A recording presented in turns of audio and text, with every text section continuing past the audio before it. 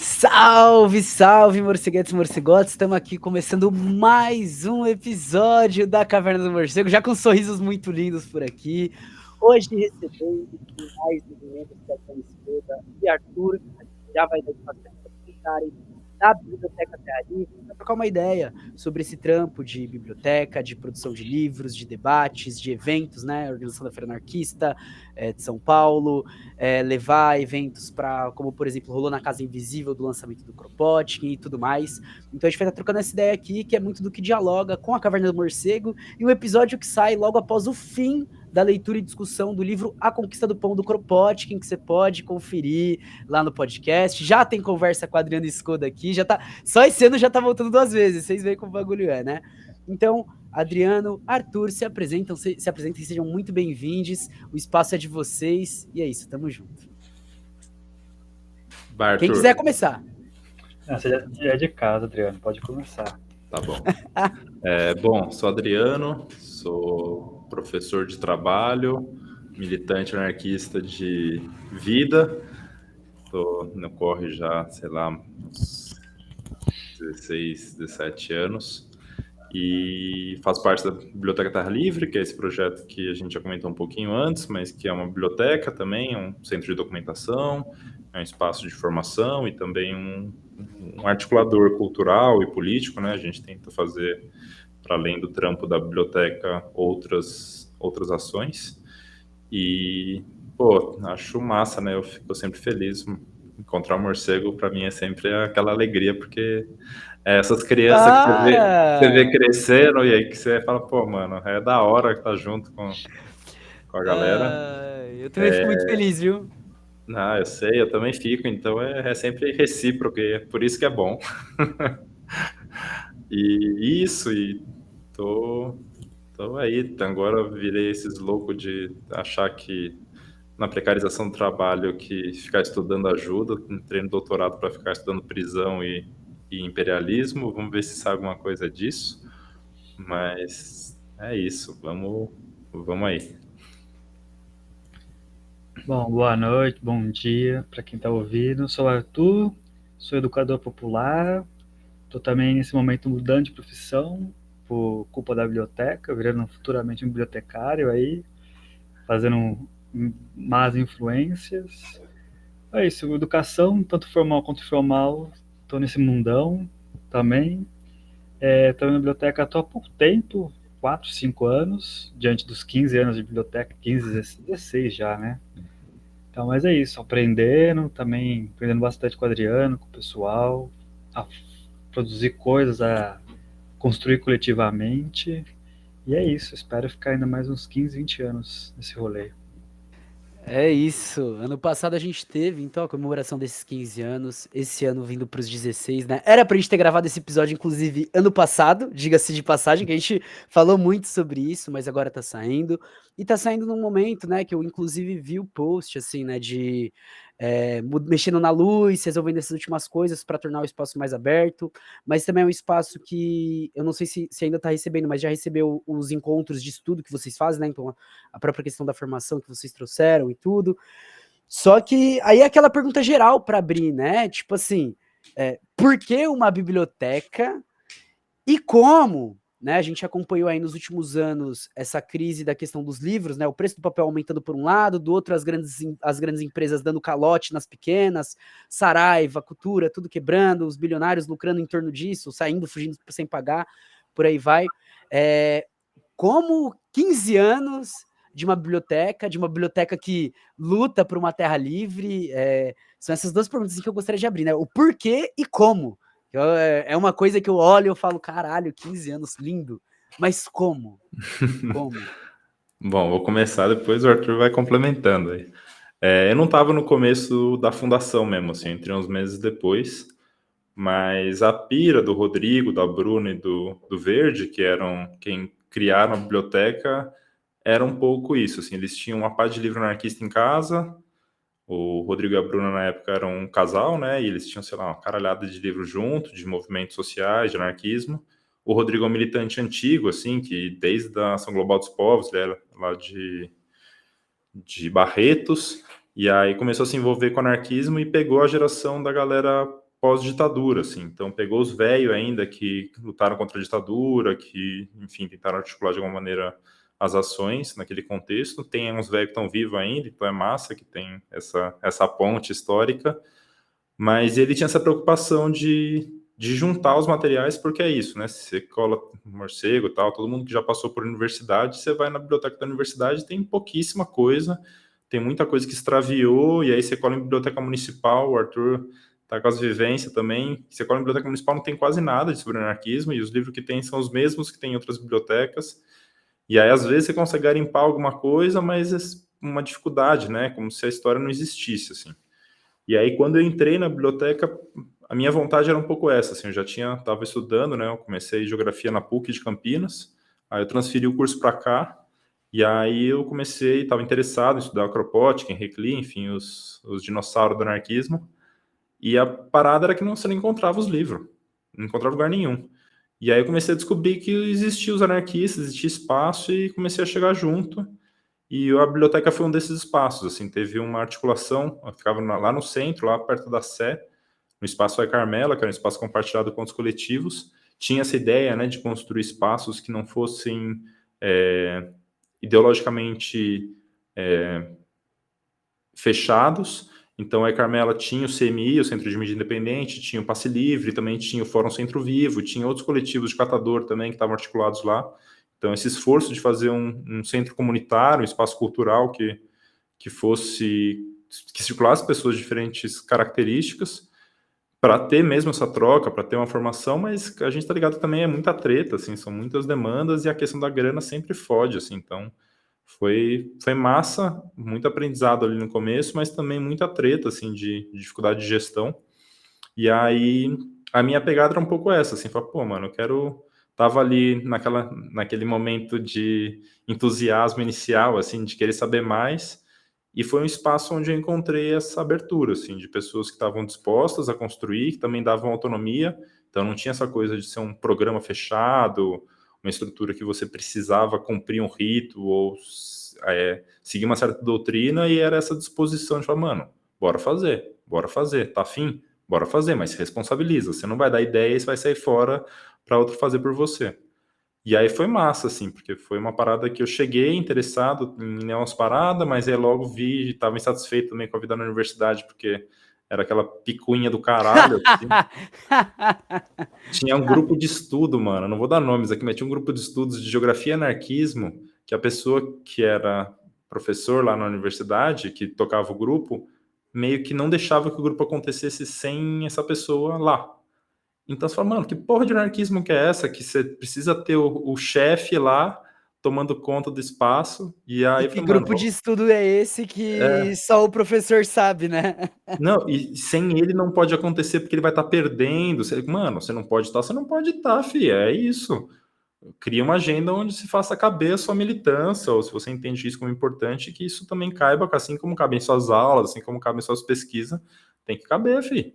É isso, a vida do trabalhador também é essa. Se quer estudar, tem que fazer caber. Então, aí estava injuriado já com a universidade, sabendo que ali não era o espaço onde eu ia me formar politicamente.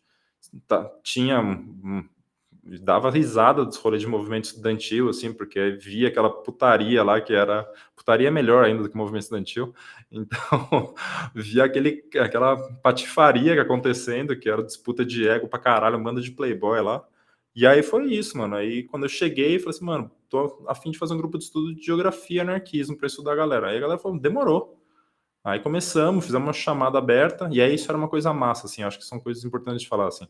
A biblioteca, como ela surge como um coletivo em 2006, como o Coletivo Terra Livre, publicando revista, fazendo umas ações de rua, tal, e vai virar a biblioteca só em 2009, já tinha um mailing list, assim, já tinha uma lista de e-mail, que aí a gente usava. Então chegava numa galera, já tinha, sei lá, umas 3.000 pessoas. Então, que é uma dificuldade, né? Quando você fala assim, mano, como que a gente chega nas pessoas? E aí o e-mail era uma coisa que continua sendo uma coisa massa, assim, eficiente, porque é a garantia de que não vai ficar, o algoritmo não vai escolher para quem vai entregar. E aí era uma parada que chegou, e aí chegava, sei lá, umas 5, 8, 10 pessoas, e é isso, mano, grupo de estudo não é para ser gigante, não é para ser um partido, não é para fazer a revolução, mas é para formar gente para conseguir lutar nas paradas, entender que outras coisas existem. Então, acho que tem uma coisa, né, e fazendo gancho para a segunda pergunta, que é, acho que os 15 anos existem porque a gente também não tem muita pretensão, assim. Eu sempre brinco, assim, eu gosto, em algum momento eu me dei conta que a biblioteca ela começa e termina como uma biblioteca, que é um mando de livro numa estante. Agora, tudo que a gente faz entre o início e o fim é o que a gente quiser fazer, enquanto indivíduo, enquanto coletivo, desde que esteja dentro do grupo, assim. Então, a gente teve abertura para se inventar, para criar grupo de estudo novo, fazer atividade, fazer cineclube, fazer documentário, fazer o que fosse, com essa pegada de, mano, a gente precisa ter um espaço, os livros precisam existir, porque se não for por nós, os livros não vão existir, porque é isso, se for depender do Estado, se for depender de uma ONG do caralho, não vai existir. E aí ou a gente faz e cria meios para isso, e aí o rolê editorial surgiu um pouco nesse diálogo entre o grupo de estudo e a necessidade de grana, e ao mesmo tempo foi essa parada de falar assim, mano, é simples, é um bagulho que ficou, teve uns anos que foi pesado, assim, que a gente ficou um pouco antes do Arthur entrar, que a gente estava numa letargia, assim, 2017, 18, todo mundo exausto, já tinha feito coisa pra caralho, já, tipo, tava naquela baixa, assim, você fala, mano, sem força para conseguir fazer as coisas e beleza, vamos pagar o aluguel do jeito que der, vamos fazer os livros que a gente conseguir. Não estava rolando grupo de estudo, não estava rolando circulação no espaço, mas beleza, tipo, vamos manter o processo que a gente continua acreditando nele. E aí depois veio uma onda nova de gente interessada, e aí isso dá um puta gás também, e aí você fala, mano, massa, vamos então.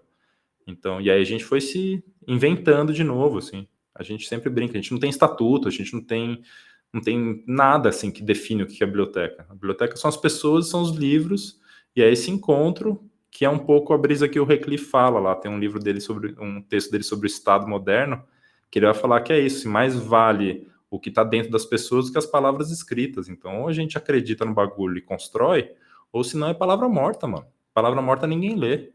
Então, é fazer a palavra ser viva, é fazer a palavra estar no corpo das pessoas e meter o bagulho para frente. Então, é um pouco isso.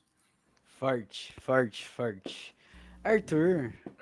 Bom, só da complementação que o Adriano tá falando, e ainda mais isso, eu entrei, isso foi 11 anos depois da fundação da biblioteca em si, nem tô falando do coletivo, né? Coletivo é um pouco mais. Depois desse momento de estagnação, que eu não vivi, que é só as histórias, né, dos relatos, mas desse tempo entrei também como um grupo de estudos, também nesse processo de essa ânsia de entender, de me formar, mas não saber para onde ir. Eu tinha acabado de entrar na faculdade, viviam como comunista, mas não tinha nenhum apego, nenhum vínculo com partido, com organização, com militância, nem nada. E aí participando, é isso também, né? Participando de uma feira anarquista, conheci a biblioteca. O Adriano foi a primeira pessoa a me atender ali né, na mesinha, conseguiu me vender uns livros. Aí eu fui atrás, aí vi um dia um anúncio de um grupo de estudos sobre história do anarquismo. Eu falei, é isso, eu preciso entender. Não importa o que vai ser, eu preciso entender como conter essas discussões. E aí entrei, 2019, e depois não saí mais, né? E aí, como é interessante, né? Como o Adriano falou, né? Grupos enormes, grandes, vira também muito. Você não consegue criar um vínculo afetivo mesmo, com o assunto, com as pessoas que estão ali, que depois que eu entrei na educação, a gente entende, né, como o afeto é importante para o conhecimento, para gerar formação, produzir conhecimento.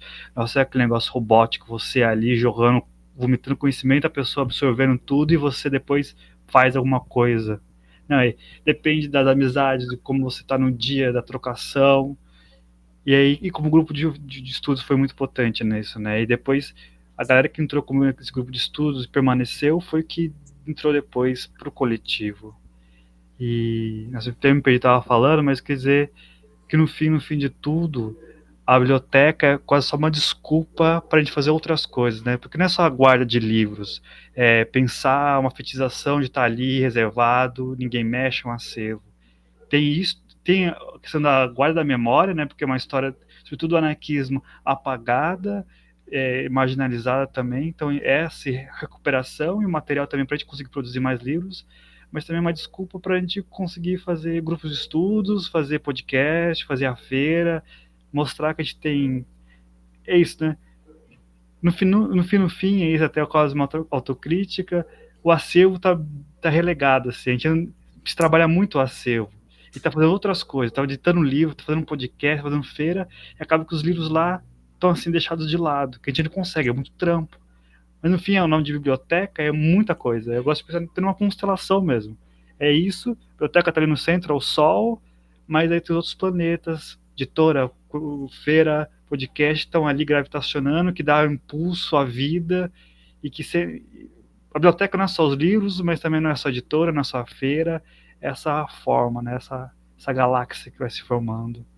Mas eu acho que estão, sobretudo, os grupos de estudos, que são, se for central, é o grupo de estudo, o editor, a feira, que vai captando, vai entendendo o contexto, vai vendo as pessoas que estão querendo colar, fazer vínculo. É isso, biblioteca é uma parada muito doida, assim, que eu estou tentando entender depois de 5 anos, ver quais são os caminhos, onde consegue ir, onde não consegue ir, mas eu sei que... fofo. Mas é também quase uma...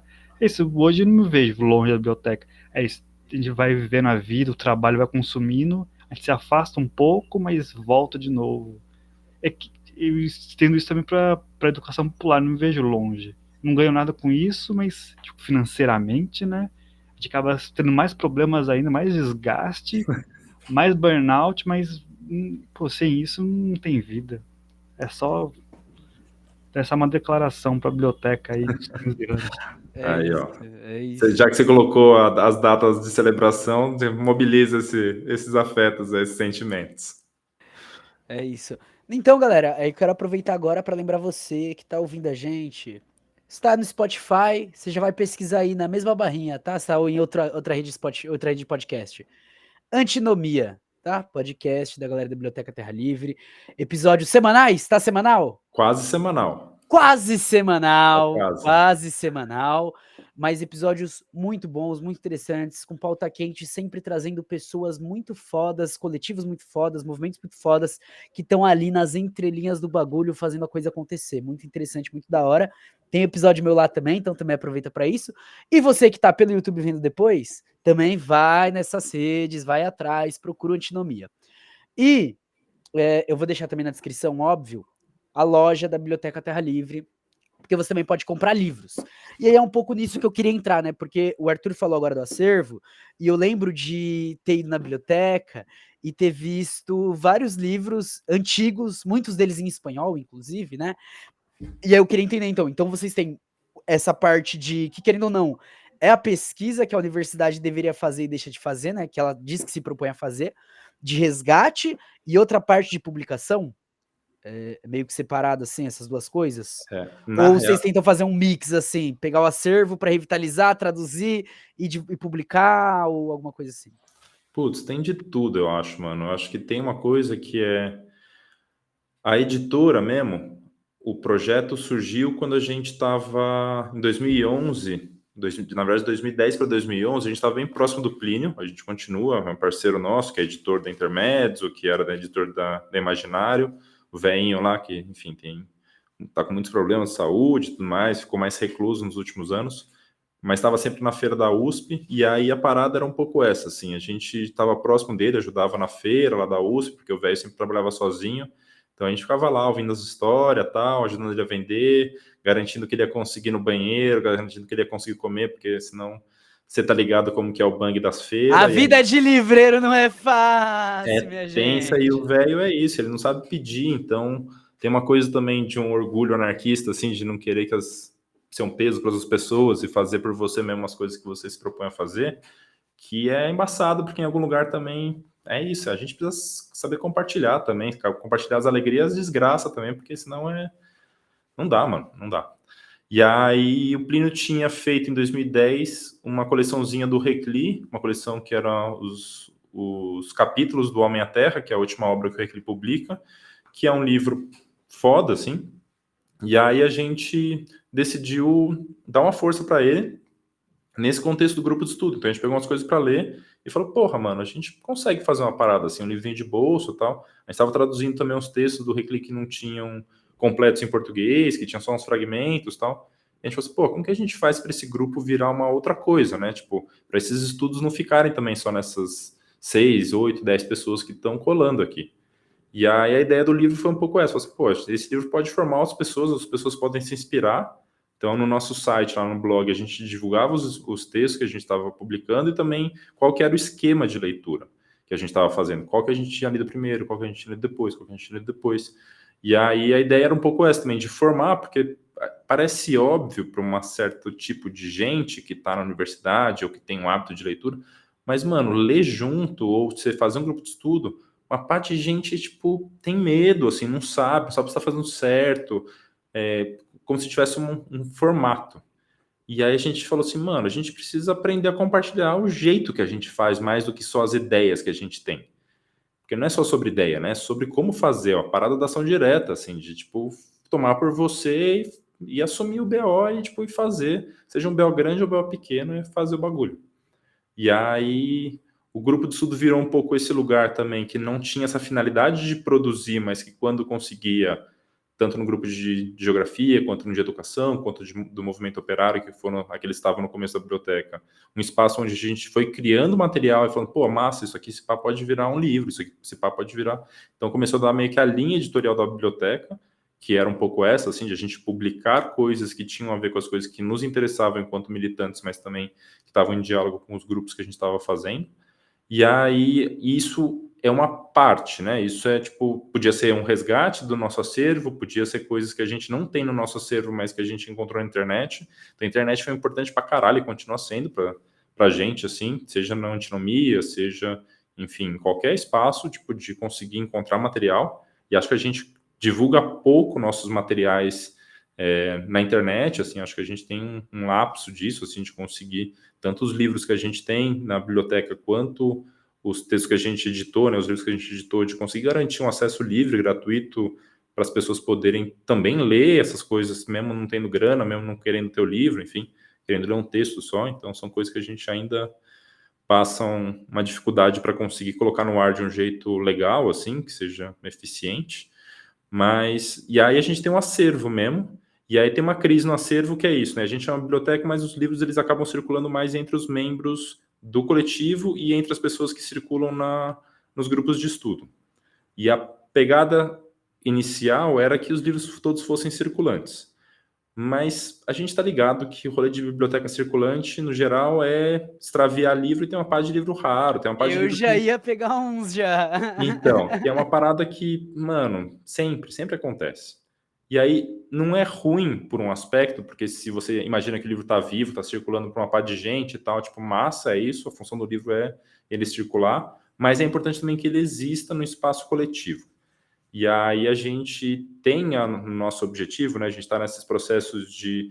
a gente mudou de espaço faz 2 anos, a gente está num espaço um pouco maior, que cabem todos os nossos livros nas estantes, então isso é uma coisa que no espaço antigo que a gente estava não cabia tudo, então ficava uma parte de livro em caixa, puta, era foda, assim, aí começou a dar traça, começou a dar cupim, e aí fudeu, aí os cupim começaram a comer os livros depois de comer as madeiras que tinha no espaço, tenso, assim, trevas.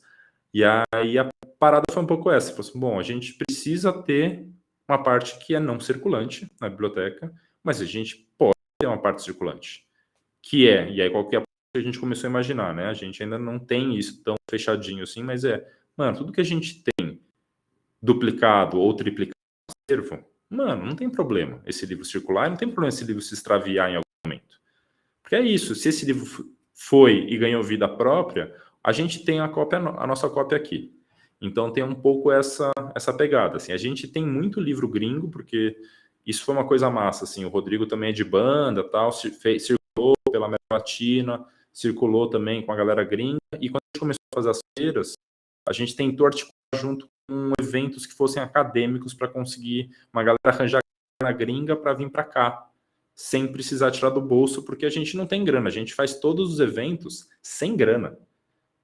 Manja, tipo, não é que a gente faz os eventos, tipo, consegue uma grana junto, a gente pega os nossos, nós, o Centro de Cultura Social, o NELCA, pega o dinheiro que a gente tem guardado na conta ali, se tem algum dinheiro, ajuda no espaço e faz as coisas, e convida as pessoas e a galera cola. Ninguém é pago, ninguém recebe porra nenhuma, mas é isso. Todo o dinheiro que as editoras e os grupos ganham ficam para eles, porque a gente sabe que é o momento de financiar os coletivos, a gente não quer o dinheiro do trabalho dos outros, a gente quer que os outros trabalhos existam, cresçam e aumentem. E aí a nossa pegada era um pouco essa, assim, a gente precisa fazer com que as paradas estejam articuladas, que elas ganhem corpo e que, tipo, ao mesmo tempo tenha autonomia, e a feira ser um momento em relação a isso, né? Então, a edição virou um espaço também, e a feira um momento dessa troca, mas também um momento de autofinanciamento, que é pensar a autogestão não só interna dentro do coletivo, de a gente conseguir conversar entre nós, mas a gente conseguir pagar as nossas contas, porque a gente é uma merda de um estado capitalista onde ninguém é proprietário de porra nenhuma, então a gente precisa pagar um aluguel, a gente tem custos fixos, e a gente tem uma proposta de formação política interna e externa, que são coisas que a gente preza, né? Então, acabou que a editora e esse trampo de organização do acervo e das ideias acabou pegando um pouco esse universo de coisas, né? E aí, estava falando das feiras. A galera vinha para as feiras para, de alguma maneira, a gente fala assim, mano, você está vindo de tal país, traz tal livro para nós que a gente estava. Mano, passa seu endereço que eu compro o livro na gringa e mando entregar na sua casa. E aí, a gente conseguiu fazer uma articulação massa com a galera da Europa, com a galera da América Latina. E aí, toda viagem que alguém fazia conhecido, a gente mandava, falava assim, mano, tem livro em tal lugar, pega lá e traz para nós. Ou quando a gente mesmo foi, aí era isso, assim, teve uma viagem que eu e o Rodrigo a gente fez, que teve um congresso lá na Suíça, que os franceses até ajudaram nós com as passagens. Mano, a gente voltou cada um, naquela época você podia trazer 2 malas de 23 quilos. Mano, a gente voltou com aquela porra, eu lembro que eu tinha uma mala enorme, assim, de viagem que eu tinha arranjado, o bagulho, as alças até estouraram, assim, eu tive que ficar carregando no lombo ali, tipo, nos braços, e com uma outra mala de rodinha, porque era isso, mano, tipo, você vai pra lá, foda-se, eu não vou comprar nada que não seja livro, e, tipo, você vai garimpando as coisas, vai trocando ideia, a galera vai dando livro pra caralho, assim, porque eles têm um monte, mano, esses europeus têm uma isso. parte de coisa, não tá nem aí, a gente fala assim, mano, isso é ouro pra nós, Eu devolve o que você tirar. eu recebi uma mensagem hoje de uma amiga que tá lá na Europa tocando, né, J-High, salve, salve J-High, e aí ela mandou de uma galera que fala sobre a questão do hip hop na União Soviética e na Ucrânia, e eu fiquei tipo assim, caralho, mano, olha o achado, velho, olha o Traz achado, pra mano. nós. É isso. E aí são essas oportunidades, né? Que eu acho que essa coisa de ter um coletivo aberto, assim, também querendo trocar ideia com as pessoas. Então, que não tá ali ditando regra, mas tá querendo trocar ideia, tá interessado no que os outros fazem. Mano, isso faz com que uma parte de coisa venha, assim. Veio o Roseback agora, também uma parte tipo, feliz, assim, de trocar, de ver um espaço vivo. Então, pra gente é massa nesse lugar, assim, de saber que o que a gente tá fazendo, assim, é um trampo que é isso, é fazer com que essa memória, não só a memória do passado, mas o material do presente também esteja aí, assim. Pô, teve recente também uma galera da Itália mandou uma para nós. Mandou, assim, pelo correio. Falou assim, ó, estamos separando aqui o material. Eles falaram, mano, eu não leio italiano, tem umas pessoas que lê. Foda-se, mano. Se nós não lê, outras pessoas lê, ou nós aprende, tá interessado, Uma hora chega alguém que traduz e começa a traduzir, publicar, é isso. Exato. E é isso, mano. É a coisa da autoformação. Galera não Ativismo ABC, acho que é importante falar também, a galera que tá ouvindo nós é uma galera se pá mais jovem também. Tinha um espaço lá em Santo André que chamava Casa Larga de Chá Preta, que era um espaço que durou também uns 14 anos, fechou por conta da especulação imobiliária, por uma treta interna do coletivo. E aí eles tinham um grupo de estudo, que era um grupo de estudo sobre anarquismo, só que também era um grupo de idiomas. Então a galera, tipo, lia as coisas em francês. Então era um grupo para aprender francês, lendo sobre anarquismo, e aí colava umas velhas do bairro, mano, lá, para aprender. E aí era da hora, porque as velhas estavam interessadas em aprender francês, mas aí já fazia uma formação política, porque queria ter uma formação de língua, manja. E é assim que a galera fazia no passado também, quando você começa a ler os documentos, mano, é isso, autoformação é na raça ali, é pelo interesse, pelo desejo, então tem isso. Então, é um pouco essa, assim, a relação com o acervo, né? Um acervo que a gente mantém, tem uns 4 mil livros lá, tem essa vontade de fazer com que ele seja mais público, assim, mais aberto, mas é isso, né? Todo mundo trampa com outras coisas, então é difícil de manter um horário regular de funcionamento. O horário regular que a gente sustenta é o grupo de estudo, que é uma sexta-feira à noite, e isso é da hora, a galera colar na sexta-feira à noite para, tipo, trocar ideia. Então, tem sido um pouco esse rolê, assim, da Eu só relação com o falo pra acervo. after na sinuca, desculpa, gente. Prometo melhorar.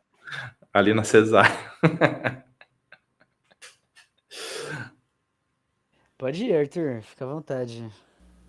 Até comentar que todo esse trabalho que o Adriano comentou, dele, do Rodrigo e de outros, né, de articulação com outros territórios, outros países, e na mala, com peso, é todo um trabalho que a gente não conta, né, não está no dia a dia, né, às vezes fazendo um podcast, fazendo um livro, é algo que vai ficar subentendido, né, e aí agora, nessa oportunidade agora, comentando como se constrói um acervo anarquista, como se constrói, se organiza, se pensa politicamente esse acervo, e aí te expõe todo esse trampo, que é um trampo do caralho, que é grana, que é dinheiro, que é viagem, que não é anarcoturismo, não se vai lá para tentar articular, conhecer, aí passar pela alfândega, ver aqueles monte de livro, como você traz isso, é um BO enorme, e aí e manter isso, manter 4.000 livros, é outro mundo assim também. Tanto para garantir a qualidade, a duração desses livros, manter no espaço, que paga, como o Adriano falou, paga aluguel, paga energia, paga tudo para manter a existência desses livros. É isso. É tudo, não é que invisibilizado, mas não tá tão, não é explícito, né? Não tá ali dado.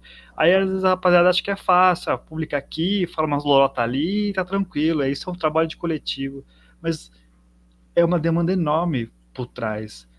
Aí é tão demanda que às vezes deixa um pouco de lado do acervo, tentar fazer outras coisas, aí depois para um pouco na editora para voltar para o acervo, depois aí para nos dois para tentar dar conta do podcast, feira, e aí tentar esse manejar e remanejar nossa atenção, nosso tempo. Hoje a gente está aqui com uns 8, 9 no coletivo, mas mesmo assim é complicado, é todo mundo trabalhando. Mas acho que eu queria comentar isso, falar a história de como se forma um acervo anarquista, ou qualquer acervo, mas sobretudo esse anarquista, é uma história que não pode deixar ser apagada ou esquecida. Aí pensar também, pensar a construção do acervo do CCS, lá da Baixada, é uma história muito foda de ser recuperada.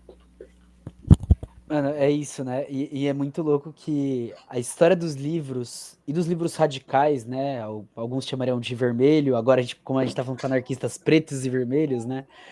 É uma história realmente de livros circulando onde não podia, e é isso. O Gramsci escrevendo desde a prisão, o Abdul Öcalan escrevendo desde a prisão, o Kropotkin contando tudo que foi dentro disso, né?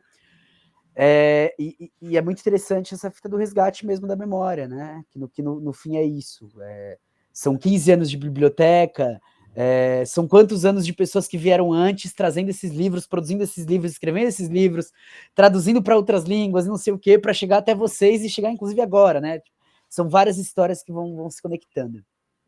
E aí, aproveitando, né, então, que vocês são um coletivo relativamente pequeno, né? Se a gente pensar que é gente, mas ainda assim é pouca gente para manter tudo isso.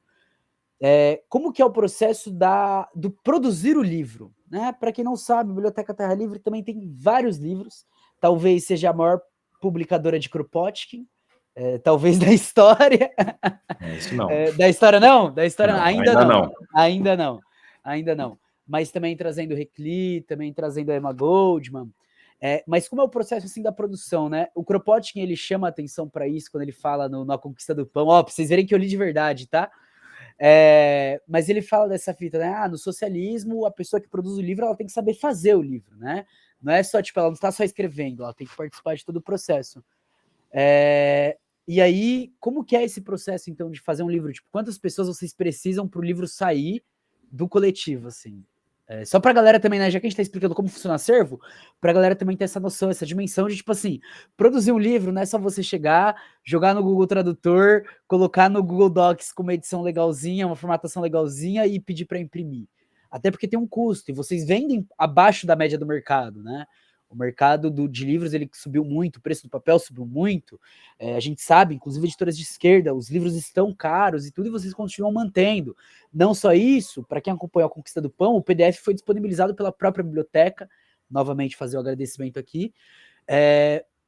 Como que é esse processo, assim? Vai, Arthur, falei pra caralho já. Isso daí, o Adriano é o editor aqui mais antigo dessa biblioteca. Acho que, bom, vou começar e o Adriano vai ter muito mais para falar ali. Acho que o processo, né, o livro, editar o livro, tem uma função dentro da biblioteca, o Adriano já comentou isso antes, né? Primeiramente, é dar vazão às necessidades de um grupo de estudos. Porque é isso, você está debatendo ideia, trocando ideia, você precisa de gerar alguma coisa, você precisa parir algo, né? E o livro acaba sendo esse momento. Vários livros saíram de grupos de estudos, aí acho que a Adriana depois pode comentar, dos grupos de estudos do passado. Mas para fazer um livro, então isso é uma ferramenta de propaganda, de vazão das ideias geridas, mas é também esse momento de autoformação do coletivo e do grupo de estudos, que às vezes a galera do grupo de estudos não faz parte do coletivo, né? Não são membros, mas estão ali, faz parte das atividades, mas estão na margem, assim, né? Não são do coletivo. E aí é esse momento de parir o livro, né? Da parte técnica mesmo, da parte mais cansativa, que é isso, é diagramar, é traduzir, que já não é mais tão romântico, não é mais aquele tesão, tipo, escrever, as ideias vêm. Papo. A parte de laboral mesmo. E aí, mas é um momento também que a gente entende com foda, no sentido bom, no sentido ruim, que é ter uma coisa que você projetou na sua cabeça com várias outras pessoas, ter ele físico, assim. Então, a partir de grupo de estudos, a partir do que a gente vê que precisa fazer, a gente não tá dependente do mercado editorial ou de um público, precisa publicar isso porque é uma aposta, porque vai dar certo, porque vai dar muito dinheiro. Não. Muitos livros estão parados há muito tempo na biblioteca, no estoque, que é a casa do Adriano, que está há muito tempo lá, estão pegando poeira e que não vão, mas que naquele momento surgiu a necessidade e deu conta disso. Então, a gente escolhe esses livros, esses textos, a partir dos interesses pessoais, sei lá, de pesquisa, de grupo de estudos, e aí a gente cria grupos de formação, oficinas de diagramação ou de tradução.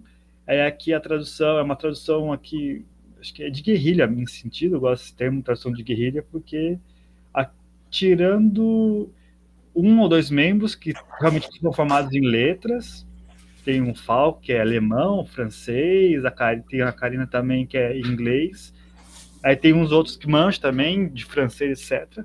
Mas a maioria é na raça, assim, estudando, vendo, aí procurando termos como que é no grupo tradutor para tentar melhor se adequar, discute isso em grupo, quando a gente cria essas comissõezinhas de um livro específico, e aí vai trabalhando em cima disso. E esses livros demoram às vezes 1, 2, 3 anos. Tem livros que estão parados há quase 10. Eu lembro que quando a gente se conheceu, uma das primeiras coisas, assim, quando a gente falou dessa fita de editora, você tava falando, pô, um livro tá brecado, tá difícil de avançar e tal. Eu lembro.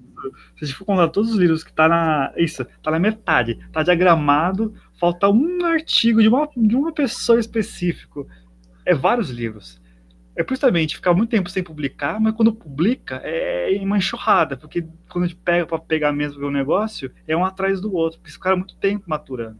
Então é isso, é a tradução, comissão, tradução, aí a parte de diagramação, a gente aí aprende a fazer, mexendo em design, esteja na biblioteca, vai numa reunião online aprendendo. O Adriano já ensinou demais, pode até começar a cobrar esses cursos de design e diagramação para a gente, para outros coletivos, para todo mundo, ganhar uma graninha boa, porque é um curso caro, e o Adriano disponibilizando isso, trocando ideia, mostrando de forma mais simples, e vai.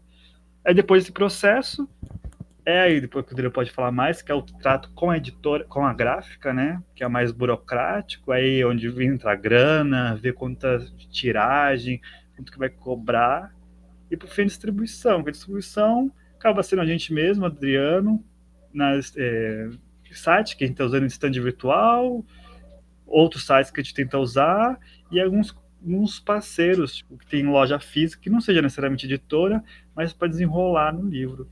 Então é isso, surge como uma necessidade de um grupo que precisa de um determinado livro, mas que não vá publicamente ser um sucesso, mas por pesquisa, por necessidade do momento, precisa daquele livro, e depois vai desenrolando como uma autoformação mesmo. Então, acho que isso é importante, né? A gente curte uma ideia, não vai deixar para uma outra pessoa, a gente faz o da hora, escreve o livro, faz a apresentação e deixa o trabalho braçal para um terceiro, que a gente nem conhece. Não, a gente sabe o suor que é produzir da escrita ao trato com a gráfica. Então, é o conhecimento do processo inteiro, da cadeia de processo inteiro. O que é trabalhoso, mas que é um tesão também, porque nada fica alienado. Você conhece tudo. Você conhece o BO, você conhece onde precisa melhorar, onde precisa melhorar. E aí é onde fica claro a autogestão, né? A autogestão onde todo mundo está participando de todo o processo. Então, autogestão não é só essa palavra bonita que a gente tenta dar certo em cursinhos, em sindicatos, em coletivos, né? É exercício dela mesmo, né? É nisso, nessa troca, nessa conversa, nessa dificuldade, de você ficar anos travado num livro brecado que não dá certo, é descobrir por que tá dando errado, qual que é a falta que precisa melhorar. Mas de modo bem simples é isso. Aí o Adriano pode continuar tem 15 anos de edição, não pela biblioteca, mas com outras editoras aí. Não, acho que pegando o gancho nisso que o Arthur trouxe, né? Tem uma coisa massa, sei lá, ninguém na biblioteca tem formação também de editoração ou num campo técnico, né, da publicação de livro. E aí a gente sempre aprendeu com gente, mano. Era isso. Eu falei assim, mano, você sabe mexer no Photoshop? Me ensina. Sabe mexer no InDesign? Me ensina. E não era necessariamente gente anarquista, era amigo, amiga, pessoas próximas. Então, eu sempre falo assim que lá em 2011 foi isso. A gente tinha esse livro escrito sobre educação e geografia, e aí eu morava na época com a Diana, que fez jornalismo lá na Casper, e ela aprendeu na Casper a mexer em design. Aí eu falei, mano, você sabe fazer diagramar um livro? Ela falou, sei. Ela falou, você me ensina? Aí ela falou assim, tá bom, vai ser assim. Eu vou diagramar o primeiro livro, a gente vai estudar livro, então próximo dia que a gente for sentar para fazer isso, traz 3 livros que você gosta, porque você gosta, não porque você sabe que é bom, mas porque você gosta. A gente vai estudar esse livro. Traz uma régua, traz um lápis e um papel. Foi isso que ela me deu de dica. Aí eu trouxe os livros, acho da Companhia das Letras, um da Kozak Naif e um outro do Plínio, e a gente começou a tirar medida do espaçamento das coisas, de qual era o tamanho das coisas. Manja, tipo, uma coisa que é um jeito de olhar para o livro, você está vendo que aqui tem um espaço maior do que aqui? Você está vendo que isso fica mais confortável? Você está vendo que isso é um padrão nos livros que você gosta? E ela falou assim, vamos tentar fazer uma coisa assim? Mas que tipo de livro você quer fazer? Você quer fazer um livro grande ou quer fazer um livro pequeno? Você quer fazer um livro mais caro ou um livro mais barato? Com mais página ou com menos página? Para quem lê? Vai ser uma pessoa que vai estudar esse livro, vai anotar no livro? Vai ser uma pessoa que vai ler o livro só, passando rápido e... Então, tudo isso está no imaginário que você não é uma discussão política propriamente dita. Mas é político pra caralho, porque é isso, né? Quem que vai ler, quanto de dinheiro que tem, o que vai fazer com esse material. Então, quando a gente começou a pensar, né, quando eu comecei um pouco a entrar nesse universo, tinha a ver com isso, assim, de sacar que um livro não é um produto, no sentido de você estar só vendendo um monte de palavra num pedaço de texto. Tem uma complexidade ali de relações que estão colocadas que você fala, mano, quem não faz isso não sabe. Você pega, por exemplo, o seu livro, Saiu pela Terra 100 anos. Mano, a complexidade que é colocar em 40 páginas textos para eles poderem ser vendidos por R$ 15 lá atrás e R$ 17 agora com frete incluso, é uma escolha editorial política cabulosa. É um puta trampo, ao mesmo tempo simples, mas super sofisticado, tipo assim, com quem que está querendo dialogar? Até onde está querendo chegar? Quem que pode comprar um livro de R$ 17? Manja, quase todo mundo. Não dá pra falar que todo mundo, mas quase todo mundo consegue comprar um livro. Se quiser muito aquele livro, você consegue pegar, tirar um dinheiro ali, pegar um dinheiro emprestado, tal, com um amigo, pedir para alguém. Para alguém não vai pesar isso. E aí você fala, mano, isso é uma escolha foda. E aí a gente um pouco tinha essa pegada. Você falou assim, mano, a gente quer fazer os livros, porque livro político, e normalmente livro anarquista, é livro feio. E a gente sabe, assim, é uns livros que não chamam atenção. E é uns livros que, tem uma diagramação para economizar, que ocupa a página inteira, assim, você quase chega até o final, a bordinha ali. Aí a gente falou assim, mano, a gente tem que fazer escolha. Que a gente vai ganhar menos no livro, mas a gente vai tentar entregar o melhor produto que a gente puder, assim, porque é isso, a gente quer que as pessoas que também não são anarquistas, que elas olhem e falem assim, pô, tem um cuidado aqui. Eu tô sendo respeitado e eu vou respeitar porque a galera tá pensando, assim. Então, e aí foi louco, porque eu aprendi com a Diana. Aí o segundo livro, que foi o Pela Educação e pelo Trabalho, que a gente fez, o Adelano de Pinho, que é um livro que vendeu super pouco, assim, porque é um cara que ninguém conhece, um educador do começo do século XX, mas, um Portuga que veio para cá, tal, mano, não tem nenhum apelo comercial no sentido tradicional, mas é um livro foda. E a gente falou assim, mano, não tem nada publicado dele. Ele não conseguiu publicar um livro em vida. Nós vai fazer isso. É responsabilidade nossa fazer com que os nossos velhos estejam vivos também. Se os caras estão escrevendo coisa foda, é nossa responsabilidade, tipo, fazer com que as ideias que afetam a gente também possam afetar outras pessoas. E aí, ela começou a diagramação, aí no meio ela falou assim, agora você continua e de agora em diante é você. Vai. E aí foi louco, porque aí eu fui aprendendo. E, mano, esses programas é tipo Word.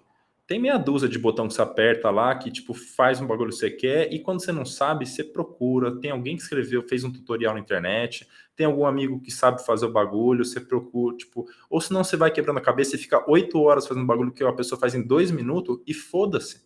Você aprendeu a fazer em 8 horas o bagulho, você tá lá, tá feito.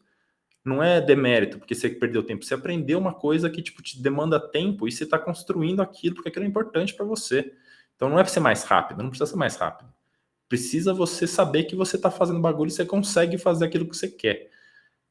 Não só para você, mas para os outros também. E aí você tem uma história da parada. E aí foi louco, assim, porque aí foi massa que quando começou mesmo essa coisa de falar assim, mano, tem outros...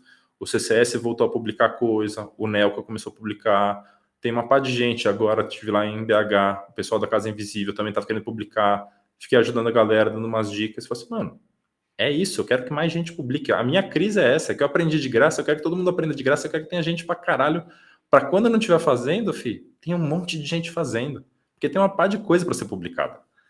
E é isso, não é tipo ter, ah, não, pô, eu perdi o livro. A gente vive, né? Pô, a gente conhece a galera que tá nas editoras independentes e tem uma crise, né? Pô, tal pessoa roubou os direitos autorais de tal autor, pô, perdi o autor para tal editor. Então, assim, caralho, mano, agora você pode publicar outras coisas, porque o livro que você queria tá vivo. Manja, você pode ler o bagulho em português, é um puta privilégio. Você não tá ganhando dinheiro com isso, mas o livro tá vivo. E você tem tanto espaço agora, você tem tanta coisa, porque, mano, pergunta para qualquer pessoa que está envolvida com um livro de rolê de esquerda, mano, tem sempre muito mais coisa que você é publicado do que se dá conta. Então, é isso, abriu espaço para você poder fazer outro projeto. A merda é que a galera precisa fazer virar o din, e aí quando entra nesse rolê, fala assim, porra, mas aquele autor que me dá dinheiro, aquele ia pagar as outras edições. E a gente... Como a gente não se paga, como a gente decidiu desde o começo, falou assim, mano, é isso, a biblioteca é militância, não é trampo. É militância. Dá trabalho? Dá, mas não é trampo. Ninguém tira um centavo do projeto. Então é isso. Isso dá liberdade pra gente, assim, deu certo, pô, Kropotkin vende, Kropotkin sustenta hoje em dia a biblioteca. Tipo, nesse sentido de, são os livros que mais vende, pô, com a Caverna agora, você fazendo as paradas, mano, voltou a ter interesse, assim, toda semana vende uns 3, 4 a Conquista do Pão. Real. Ah, para que eu fico muito feliz. Cara. Animal, é isso. Fazia um tempo que não vendia. Voltou, faz umas 3, 4 semanas que tem vendido, uns 3, 4 por semana, assim. E aí você fala assim, pô, que massa, mano. Porque é isso, que bom que tá voltando a vender o livro. Mas é isso que o Arthur falou, assim, a gente não tem distribuição. Tô um pouco nessa brisa agora, trocando ideia com a Cecília, lá do Lote 42, que é parça, mas que não é anarca, que não tá nos rolês de esquerda, mas que tá nos rolês de fazer com que, pirando no livro, uma pessoa que ama livro, o pessoal, ela, o João, são pessoas super comprometidas. Troca ideia com a galera da SOB, com o pessoal da autonomia. Porque é isso, mano. Eu quero aprender também as coisas, mas ao mesmo tempo não tem um saco pro bang e é difícil pra gente que tá fazendo uma parte de coisa, esse rolê burocrático de ficar emitindo nota, de ficar trocando ideia com conta. A gente não tem nem CNPJ, filho. A gente nem existe, tecnicamente. Então é muito louco, porque aí entra nos lugares que você fala assim, é difícil. E aí o Arthur falou, a gente vende por nós, a gente vende nas feiras, a gente vende com os parceiros, a gente tá lá no Rizoma, no ônibus que o Fabrício tá tocando, tá nos lugares que é difícil. E aí vende muito menos do que poderia, porque a gente não tá no circuito. E aí isso é uma crise, né? Porque a gente acaba vendendo para a galera que já está iniciada ou que já se fez algumas perguntas, fez um movimento prévio. Para aquele leitor que não é um leitor que é pego de surpresa pelo livro, assim, tromba com ele num sebo, tromba com ele numa livraria, mano, é difícil encontrar nossos livros nesse lugar, porque as pessoas que compram porque querem, não é porque tipo, elas estavam empolgadas ali. E aí isso é uma coisa louca, assim, porque quando você pega também os relatos dos velhos, sei lá, por exemplo, você pega acho que era o Florentino de Carvalho. O cara lá no começo do século XX era milico, estava no exército, aí o cara entra numa livraria, Se dá de cara com a conquista do pão, compra o livro, pira, dá baixa no exército e vira militante anarquista. Aí você fala, caralho, mano, é verdade, a gente precisa também estar nos outros lugares. E aí quando, sei lá, sempre quando rola a Miolos, quando rola a Flipei, a gente fala, mano, a gente não tá na mesma estrutura, a gente não tem a mesma visibilidade, mas a gente quer estar lá para trocar ideia com as pessoas, para conseguir. Então é massa também quando as pessoas abrem espaço, porque a gente, é isso, né? Não tem grana para ficar colocando para investir. Teve a feira agora do Pacaembu, não tem grana, mano. Você vai pagar o quê? Ai, dá vontade de hablar já dá vontade de hablar. R$ 2.000 por dia, sei lá quanto tava lá, essa porra do aluguel. Tava 5 mil só pra pegar a mesa com antecedência. A Então, tenda com mano, antecedência. quem que tem R$ 5.000, mano? Que editora pequena que tem R$ 5.000? Eu não tô falando nem de editora militante. É isso, privilegia os grandes. E aí você fala, mano, tá bom, então vai ser as ideias dos grandes ou vai ter que ter uma articulação foda, assim, pra conseguir fazer o negócio virar. E pra virar, pra empatar, né? Pra, tipo, você sair com a mesma quantidade de dinheiro que você entrou, mas pra você ganhar visibilidade, pra você... E aí são umas estratégias que você fala assim, mano, é tipo concorrer a edital. A gente fala assim, mas a gente não concorre. Por quê? Porque é um tempo de trabalho que pode virar e aí dar uma estrutura, mas a maior parte das vezes não vira. E aí você trabalha de graça para não produzir porra nenhuma. Mas se você for trabalhar de graça para não produzir nada, não, vamos fazer por nós então. Porque a gente está produzindo, a gente está fazendo o bagulho acontecer. A gente tá, tipo, a gente sabe que não vai chegar tão longe, mas que vai chegar. Então tem essas paradas, assim. Hoje eu fico pirando muito, assim. Eu falo, mano, a gente precisa formar as pessoas. Tipo, não no sentido só ideológico, mas no sentido prático. Assim, mano, foda-se, quer publicar sobre anarquismo? Massa. Então a gente te ajuda. Quer publicar sobre o que for? Literatura marginal, literatura fantástica, poesia. Pô, dá para fazer os livros mais bonitos, dá para aprender contato com gráfico. A gente tem os contatos, a gente tem uma galera que a gente trampa junto que é isso, que é empresa comercial, pá, mas que tem um preço ok, que tem uma relação mais honesta, assim, pelo menos com nós, assim, a gente não sabe como que é a relação interna de trabalho, e aí isso é uma crise, né? O Rodrigo sempre falava assim, mano, a gente precisa ter uma gráfica anarquista. Porque aí você vai na Grécia, você vai na Argentina, você vai em Barcelona, mano, a galera tem gráfica, e aí é outra lógica, é outra fita. Aí publica pra caralho, assim, aí é tipo tiragem de 1.000, 2.000, 3.000, para vender barato, para estar na rua, para estar nos protestos. Então eu fui no Chile, mano. No Chile a galera vende livro no protesto. E aí eles vendem com preço de custo, assim, com preço que aí é os livros callejeros, né? Que aí monta abre um lenço lá na concentração, coloca os livros lá, que dialoga com o rolê e, tipo, fica vendendo os livros lá. E não é, tipo, ganhar grana, é fazer as ideias circular onde as pessoas que estão lutando estão circulando também para alimentar, né? Então, são essas coisas que inspiram, né? Você fala assim, também, porra, mano, cara, será que a gente consegue ter uma gráfica? Pô, a gente não tem nem espaço, mano, para caber colocar todos os livros, como que a gente vai ter uma gráfica? Onde que a gente vai pôr? Mas é isso, aí entram problemas que são problemas de organização, que são problemas de escala, que são problemas de articulação política, que é isso, mano, o BO a gente não resolve sozinho, e aí é tentar, dá para fazer junto com as pessoas? Quais são as vantagens? Quais são as desvantagens? Até onde dá para ir junto? Quais são a galera que a gente consegue fechar com esse tipo de projeto? E aí é massa porque a gente sai do campo ideológico, não, é anarquista, não é anarquista, ou é anarquista de tal corrente, de outra corrente, para falar assim, mano, tá fazendo bang? Tá afim de fazer? Tem disposição?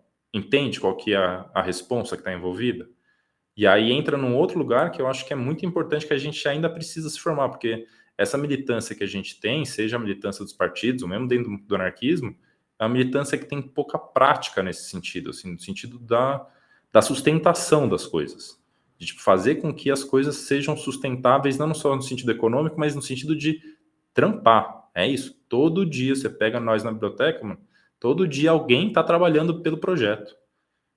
É isso, não é tipo, não, semana que vem a gente faz. Alguém tem que fazer o bagulho agora, tem que pagar a conta, tem que limpar o espaço, tem que lavar o banheiro, tem que... tava lá com um parceiro da escola lá, que é técnico em elétrica, fazendo corre de luz, levantando o preço das coisas. Porque é isso dá qualidade para o projeto, isso dá condições de a gente conseguir pensar outras coisas. Mas é isso, precisa ter o trabalho invisível, né, que o Arthur estava falando. Precisa ter o trabalho subterrâneo que ninguém vê, e que nem faz sentido ficar falando, porque senão você fala assim, mano, falar sobre o trabalho invisível também dá trabalho. E ele é menos sedutor, então você fica meio que falando sozinho, e aí você fala assim, tá, então tem espaços, tem momentos para falar sobre o trabalho invisível, trabalho subterrâneo, que está acontecendo, né? Mas é isso. A gente precisa fazer mais do que falar. Então, tem essa pegada que eu acho que é importante. Muito forte, família, muito forte. E agora, então, partindo para o encerramento, eu queria pedir para vocês para falarem o livro da biblioteca que vocês mais gostam, de preferência o livro do catálogo, né, para a galera poder ir atrás, mas também deixar um recado aí para nossa audiência, fazer o jabazinho, lembrando, vai estar tudo na descrição, tá, gente? Acesse para o podcast, acesso para o catálogo, é isso, né? É isso. Podem ir. E aí, Arthur?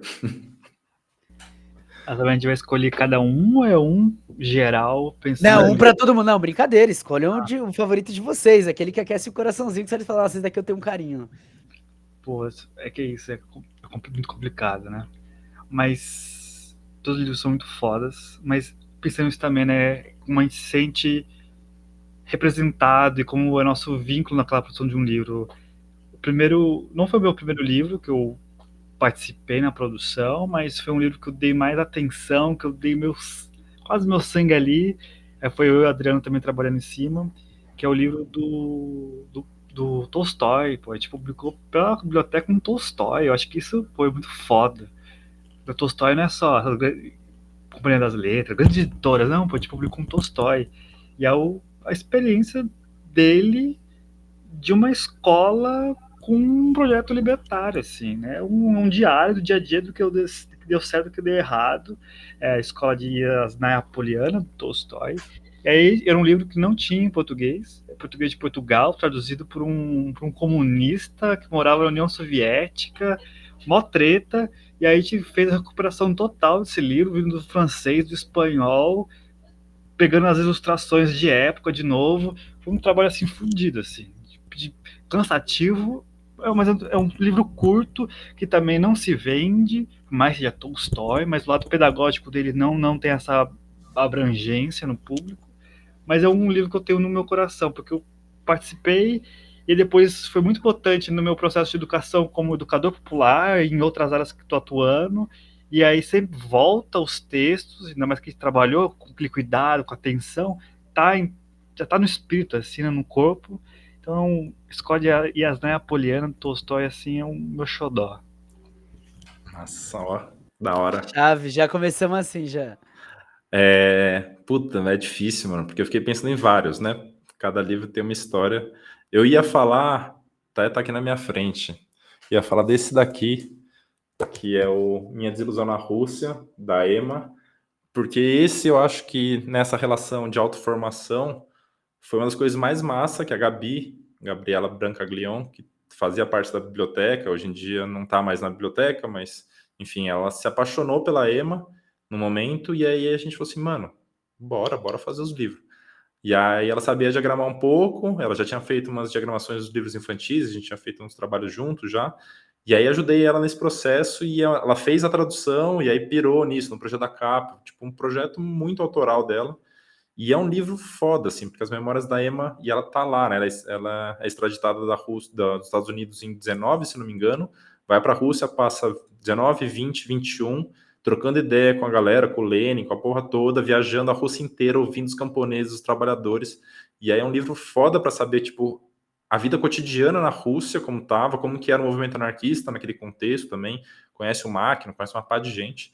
Então esse é um livro com certeza que está entre os meus queridos, assim, que teve algumas capas também, que foi esse processo de tiragens pequenas, a gente ia explorando algumas coisas, testando cores, então, tipo, a primeiro volume tem 3 capas diferentes, então quem tem as 3 é muita raridade, a gente tem lá na biblioteca, mas que foi um projeto vivo, assim, que foi se transformando também ao longo das reedições, que são pequenas.